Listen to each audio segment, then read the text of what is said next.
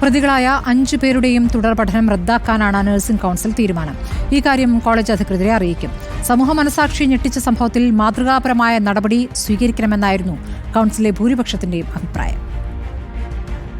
ഏറ്റവും ഹീനമായ പ്രവൃത്തിയാണ്, ഒരു കാരണവശാലും ന്യായീകരിക്കാൻ പറ്റാത്തൊരു പ്രവൃത്തിയാണ്.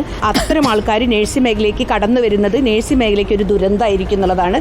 അവരുടെ തുടർ പഠന സാധ്യത ഇല്ലാതാക്കാനുള്ള ഒരു തീരുമാനമാണ് ഇന്ന് കൂടിയ നഴ്സിംഗ് കൗൺസിൽ എടുത്തിട്ടുള്ളത്. ആ തീരുമാനം പ്രസിഡന്റ് ഗവൺമെന്റിനെ അറിയിക്കുന്നു. റാഗിങ്ങിനിരയായ മറ്റു കുട്ടികളെ സാക്ഷികളാക്കും. പീഡനം നടന്ന വിവരം അറിയിച്ചിട്ടും സെക്യൂരിറ്റി ഇടപെട്ടില്ല എന്നാണ് കണ്ടെത്തൽ. അഞ്ജന അനിൽകുമാർ വിശദാംശങ്ങളുമായി. അഞ്ജന, ഇപ്പോൾ ഈ റാഗ് ചെയ്തവരുടെ പഠനം മുന്നോട്ട് പോകാനാവില്ല എന്നുള്ള കാര്യം ഏതാണ്ട് വ്യക്തമായി കഴിഞ്ഞിരിക്കുന്നു. അതോടൊപ്പം അന്വേഷണം ഇപ്പോൾ ഏത് ഘട്ടത്തിലാണ്? സ്മൃതി, ഗാന്ധിനഗർ നഴ്സിംഗ് കോളേജിലെ ക്രൂര റാഗിങ്ങിൽ പ്രതികളായ 5 പേരുടെയും തുടർ പഠനം ഇപ്പോൾ റദ്ദാക്കിയിരിക്കുകയാണ്.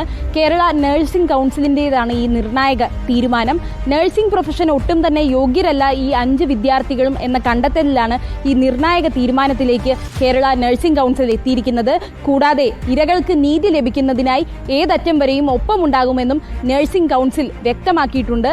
ഇതുമായി ബന്ധപ്പെട്ട് ഏറ്റവും പ്രധാനപ്പെട്ട കാര്യം ഈ ഹോസ്റ്റൽ അധികൃതരുടെ അറിവോടെയാണ് പലപ്പോഴും റാഗിംഗ് നടന്നത് എന്നതാണ്.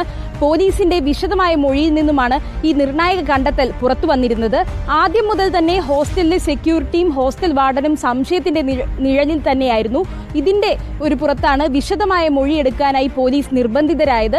ഈ വിശദമായ മൊഴിയിൽ നിന്നുമാണ് ഈ ഹോസ്റ്റൽ വാർഡന്റെയും സെക്യൂരിറ്റിയുടെയും പങ്ക് വ്യക്തമായിരിക്കുന്നത്. ഹോസ്റ്റൽ വാർഡൻ പല രാത്രികളിലും ഹോസ്റ്റലിൽ ഉണ്ടായിരുന്നില്ല.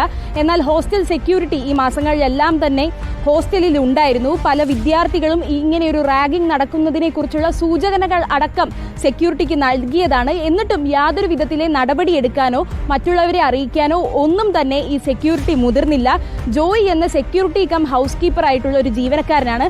ഈ ജീവനക്കാരനെ ഇപ്പോൾ ചുമതലകളിൽ നിന്നെല്ലാം നീക്കിയിട്ടുമുണ്ട്. പിന്നെ നിർണായകമായിരിക്കുന്നത് ഇപ്പോൾ ഈ ഹോസ്റ്റലിലെ മുറിയിൽ നിന്നും കണ്ടെത്തിയിരിക്കുന്ന ആയുധങ്ങളാണ്. റാഗിങ്ങിന് ഉപയോഗിച്ച ആയുധങ്ങളാണ് ഇതെല്ലാം. ഡംബൽ, കോമ്പസ് തുടങ്ങിയ ആയുധങ്ങളും ഇത് കൂടാതെ ബോഡി ലോഷൻ, സാനിറ്റൈസർ, അങ്ങനെ ഈ റാഗിങ്ങിനായി ഇവർ സ്ഥിരമായി ഉപയോഗിക്കുന്ന എല്ലാവിധ ആയുധങ്ങളും പോലീസ് കസ്റ്റഡിയിലെടുത്തിട്ടുണ്ട്. ഈ സീനിയേഴ്സിന്റെ മുറിയും സീല് ചെയ്തിട്ടുണ്ട്. ഈ നിർണായക തെളിവുകളെല്ലാം തന്നെ കോടതിയിലും ഹാജരാക്കി. ഇനിയിപ്പോൾ ഇതിൽ നിർണായകമാകാൻ പോകുന്നത് പ്രതികളുമായുള്ള തെളിവെടുപ്പാണ്. പ്രതികളെ ഹോസ്റ്റലിൽ എത്തിച്ചായിരിക്കും തെളിവെടുപ്പ് നടത്തുക.